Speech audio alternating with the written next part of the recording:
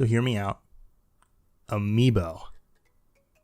Yeah, I never really collected them either, but I have always loved the concept of them. You take some lovable character, make them a figurine, but what's this? I could put that character into my game? Please say you're excited. Amiibo have never really had that much effort put into their in-game functionality. I feel like they've always been toy first and game second. But every time I see a new Switch game come out, I just can't help but think of all the cool things Nintendo could be doing with Amiibo functionality, or at the very least making the actual figurines more appealing. Just take a look at the Mario Bros. 30th Anniversary Amiibo. It looks awesome. The level of detail and the amount of love and care that actually went into this is evident, and the base is a warp pipe for crying out loud. So with Super Mario 3D All-Stars coming out in a few days, I decided I would push Nintendo in the right direction and show them the potential that Amiibo have, which is why I created this. This is the unofficial, official Super Mario Bros. 35th Anniversary Super Mario 3D All-Stars Amiibo, or SMB35AS M3D-AS for short. This Amiibo actually scans in as a Golden Mario Amiibo. And now that you've seen this Amiibo in action, I want to go a bit more in depth with how I actually designed, printed, and finished this figure, because a lot more went into this than you might think. Did I mention you can design it all with free software? And if you watch until the end of this video, I'll share with you a way that you can win this one. I would also like to thank NextPCB for sponsoring this video. Yeah, we actually got one. NextPCB is a PCB manufacturer that I really wish I knew about when I made my die controller video. Currently, NextPCB is offering a free trial of 10 PCBs for free. That's right, free. All you have to do is pay shipping. They also offer the nice addition of PCB assembly services for only $7. NextPCB offers 24-hour build times and shipping that can get you your PCB in just a few days. For more information, please check out the video description. Now back to your regularly scheduled programming. So first, I was inspired by the 30th Anniversary Classic Mario that Nintendo released 5 years ago.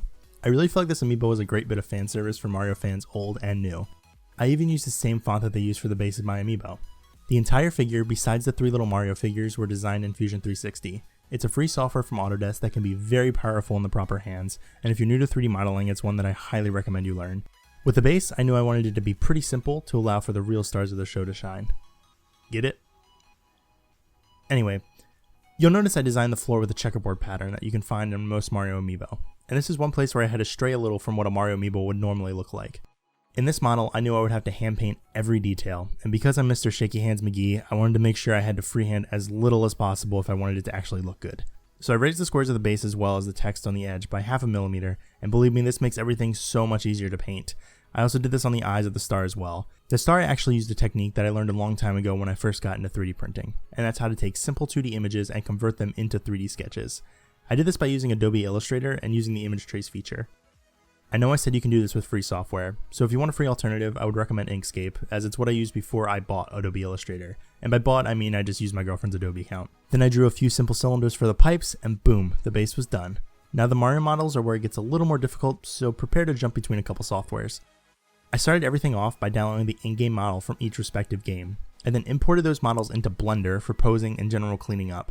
The only real trouble I had at this stage was with the Mario Galaxy model, as it was split up into a bunch of different parts, and I just found it easier to import Mario's Brawl file instead, as it already had built-in armature and everything was easier to work with. Plus, they're both Mario models for the Wii. The textures were slightly different, but I highly doubt Nintendo went through all the trouble of making entirely different models for both games. I exported all of these models in the .obj format and imported them into Meshmixer. This allowed me to make the models solid, fill any remaining gaps, and export them as STL files for my 3D printing slicer to interpret. You may have also noticed that the Mario 64 model was not originally holding a peace sign when I posed him.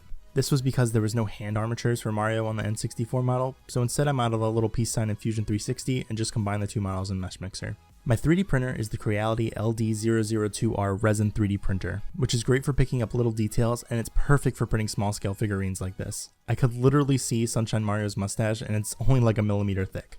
This printer uses a free slicing software called Chitubox, which takes 3D models and converts it into a type of language that these printers can understand. This entire print is 9 parts total, 10 if you're willing enough to print the little stick for the star. I printed this initially, but it broke before I could even get it off the printer.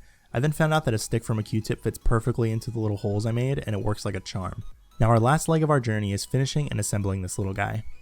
To finish the print, I used some brush-on primer from a little Dungeons & Dragons mini painting set I found on Amazon for like 20 bucks, as well as some super small brushes. I will have all the materials used in this project, as well as a free download to the actual model down in the description, by the way, in case you're interested. This paint set had all the colors I needed for the entire project, which is great because I didn't have to waste any more money on paint. I had to go with a bit of a stylistic choice by not painting the I's or the M's on the Marios. In the end, I think it looked unique in that way, but I just knew trying to paint these details in would make them way too small to do justice, at least for me anyway.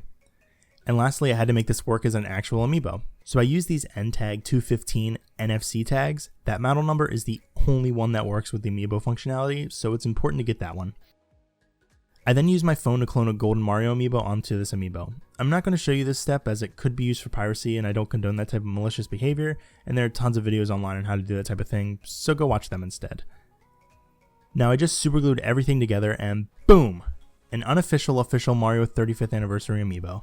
I think it turned out great and it was definitely one of the hardest paint jobs I've ever had to do for a 3D print. And now, as promised, here's how you can win this little piece of unofficial Nintendo history. All you gotta do is subscribe and like this video, as well as leave a comment for your ideas for a cool custom Amiibo. After this video gets 1,000 likes, I'll pick a random winner and make a video saying you're the winner, so turn on those post notifications.